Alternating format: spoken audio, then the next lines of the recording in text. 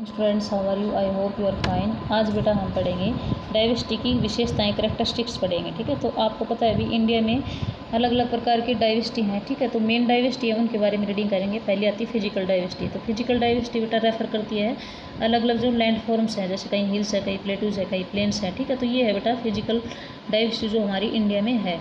ठीक है, तो नेचुरल बाउंड्रीज है वो इंडिया को सेपरेट करते हैं अदर कंट्रीज से। जो हिमालयन रेंज है बेटा वो नॉर्थ और नॉर्थ ईस्टर्न पार्ट में पड़ती है। ठीक है, इसके बाद आता है जो इंडो गंगेटिक प्लेन है, उत्तरी गंगा का मैदान है, वो हिमालय के साउथ में आता है।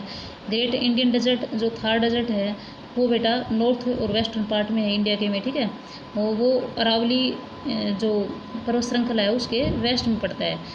पेनिनसुलर प्लेटू है बेटा वो पड़ता है नॉर्थन प्लेन्स के साउथ में। अब मैं एक बार बता देती हूँ आपको। जैसे ये है, इधर ये नॉर्थ और नॉर्थ ईस्टर्न पार्ट हो गया। ठीक है, तो इधर तो ये बेटा हिमालयन रेंज हो गई। हिमालय के नीचे साउथ में आता है उत्तरी गंगा का मैदान। ठीक है, इधर ये नॉर्थ और वेस्टर्न पार्ट में इधर क्या पड़ता है बेटा? थार डेजर्ट। ठीक है, क्या पड़ता है यहाँ? थार डेजर्ट। अब आता है इधर जो नॉर्थन प्लेन्स के साउथ में ये क्या है बेटा? पेनिनसुलर प्लेटू है। पेनिनसुलर क्या होता है? जो तीन ओर से पानी से घिरा होता है, प्रायद्वीपीय बोलते हैं जिसको हिंदी में। जैसे इधर बे ऑफ बंगाल है, इधर अरबियन सी है, और इधर क्या है? Indian ocean. ठीक है, तो ये क्या है बेटा? ये प्लेटू है, पठार है। तो ये इसको पेनिनसुलर प्लेटू बोलते हैं क्योंकि तीन ओर से पानी से घिरा हुआ है, और इसकी शेप कैसी है बेटा? ट्रिंगुलर है। ठीक है, और ये जो बीच की हाईलैंड बच गई, ये यहाँ पर क्या मिलेंगे आपको बेटा? यहाँ पर प्लेटूज और हिली रेंज मिलेंगी। ठीक है, इसके बाद आता है बेटा जो दक्कन प्लेटू है बेटा वो क्या है बेटा? दक्कन प्लेटू है वो ट्रिंगुलर है, शेप मैंने आपको बता दिया था। और ये रिवर्स और हिल्स से वेस्ट और ईस्ट में क्या है बेटा? बाउंड है। वेस्ट और ईस्ट की साइड से ये हिल्स और रिवर्स से क्या है? बाउंड है। These hills are called the western Ghat and the eastern Ghats. In between these Ghats and the coast line the coastal plains are lie. In India there are islands also situated in the east of India in the Bay of Bengal. India is rightly called the land of diversity. देखो बेटा ये क्या कहता है? अब ये क्या है? ये है ईस्टर्न कोस्ट लाइन। क्या है ये? Eastern coast line.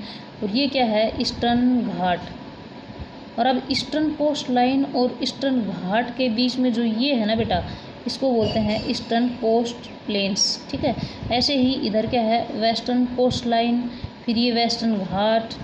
ठीक है, और ये वेस्टर्न कोस्ट लाइन और वेस्टर्न घाट के बीच में जो आता है बेटा, ये वेस्टर्न प्लेन्स पड़ते हैं। ठीक है, इस तरह से ये क्या है बेटा? आपके ईस्टर्न घाट और वेस्टर्न घाट हो गए। इसके बाद यहाँ पर बेटा इंडिया में आइलैंड्स भी पाए जाते हैं। जैसे भाई इधर बे ऑफ बंगाल में आपको आइलैंड्स द्वीप समूह है, जो जैसे अंडमान निकोबार द्वीप समूह है। ठीक है, तो ये आइलैंड्स आपको इधर बे ऑफ बंगाल में इधर ईस्ट की साइड यहाँ पर सिचुएट है। ठीक है, इसके बाद बेटा इंडिया है बेटा, वहाँ पर क्या है? आपको पता है वहाँ पर जो लैंड है उसमें डाइवर्सिटी है। जैसे आप देख सकते हो फिजिकल फीचर्स में, कहीं आपको क्या मिलेंगे बेटा? माउंटेन्स मिलेंगे। ठीक है, कहीं मिलेंगे आपको हिल्स, कहीं प्लेटूज पठार मिलेंगे, कहीं प्लेन्स मैदान मिलेंगे, कहीं डेजर्ट्स मरुस्थल मिलेंगे, कहीं आइलैंड्स द्वीप समूह मिलेंगे। ठीक है, अब आता है बेटा रिलीजियस डाइवर्सिटी, यानी कि धर्म में किस प्रकार से डाइवर्सिटी है बेटा? तो इंडिया क्या है? सेकुलर कंट्री है, धर्मनिरपेक्ष कंट्री है। ठीक है, यहाँ पर अलग अलग रिलीजन्स है, धर्म है, और हर व्यक्ति है उसको बेटा क्या है? उसको अधिकार है कि भी वो अपना किसी भी धर्म को फॉलो कर सकता है। ठीक है, उसमें कोई भी स्टेट, ठीक है, या अपना देश किसी को भी बेटा किसी भी कोई भी धर्म, कोई भी व्यक्ति किसी धर्म को अपनाए, बीच में कोई भी इंटरफेयर नहीं करेगा। मतलब उसको कोई मना नहीं करेगा। भाई वो जिसकी मर्जी है वही धर्म वो जो अडोप्ट करना चाहता है कोई भी व्यक्ति, वो धर्म अडोप्ट कर सकता है। ठीक है, इसके बाद बेटा they perform religious beliefs according to their own faith. वो अपने खुद के विश्वास के द्वारा, मतलब अपने विश्वासों को जो भी धार्मिक उनके विश्वास है वो अपने परफॉर्म कर सकते हैं। ठीक है, और बेटा वो अलग अलग प्लेसेस पे पूजा करते हैं। जैसे भी डिफरेंट जो अलग अलग धर्मों के जो लोग हैं, ठीक है, उनके अलग अलग प्लेसेस होते हैं पूजा करने की। ठीक है, जो हमारा कॉन्स्टिट्यूशन है, हमारा संविधान है, ठीक है, उसने डिक्लेयर कर रखा है कि बेटा इंडिया क्या है? सेकुलर कंट्री है, धर्मनिरपेक्ष देश है। ठीक है, इसका मतलब क्या है? सभी जो धर्म है, ऑल रिलीजन्स हैं, वो कानून के सामने क्या है बेटा, इक्वल है। ठीक है। All the religions have the right to celebrate their own religious festivals. तो सभी जो धर्म हैं उनको अधिकार है कि भी वो अपने खुद के फेस्टिवल्स को सेलिब्रेट कर सकते हैं। ठीक है।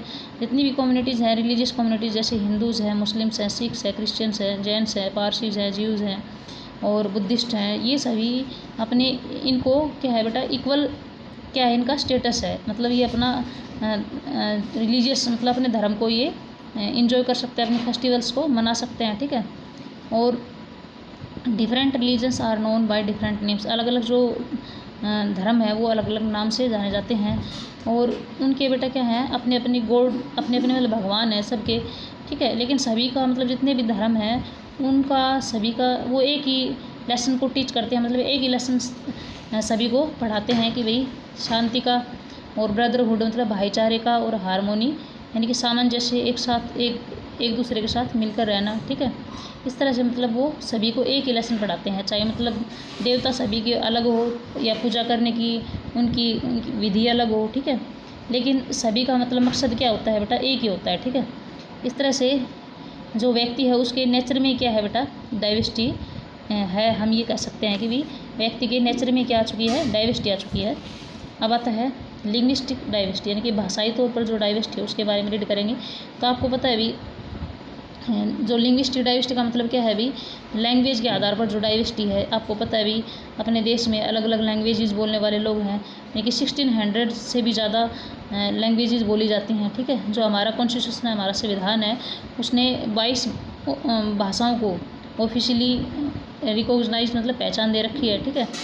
अब आता है भाई हिंदी है, उसमें मेन ऑफिशियल लैंग्वेज है, उसके बाद सेकेंडरी जो ऑफिशियल लैंग्वेज है वो इंग्लिश है। ठीक है। अब आता है भी ऑल ऑफ जितने भी स्टेट्स है बेटा वो किस तरह से बनते हैं, वो लिंग्विस्टिक बेस पर बनते हैं, यानी कि भाषाई आधार पर सभी स्टेट्स को बनाया जाता है। ठीक है। अब जो हमारी गवर्नमेंट है वो इंकरेज करती है, सभी को उत्साहित करती है कि सभी स्टेट्स को प्रोत्साहित या उत्साहित करती है कि वो अपने लैंग्वेज को और अपनी कल्चर को डेवलप कर सकते हैं। ठीक है बेटा। ये आपको बेटा अच्छे से रीड करके इसमें very short question answer find out करने हैं। थैंक्स बेटा।